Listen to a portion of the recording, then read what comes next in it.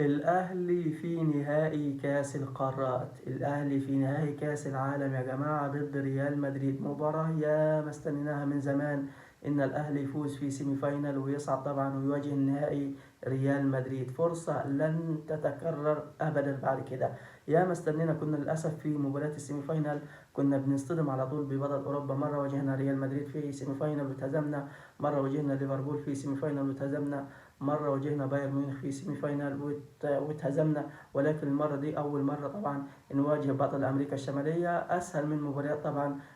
بطل دوري الأبطال، فبالتالي فرصة لن تكرر يا مارسيل كولر. يا لاعبين النادي الأهلي بإذن الله نفوز النهارده على باتشوكا المكسيكي علشان نواجه ريال مدريد الأسباني طبعا في مباراة تاريخية في نهائي كأس العالم المونديال انتركونتيننتال. اعملوا يا جماعة إعجاب للفيديو واشتركوا في القناة وادخلوا شوفوا التفاصيل كاملة والتصريحات والتشكيلة المهمة لمارسيل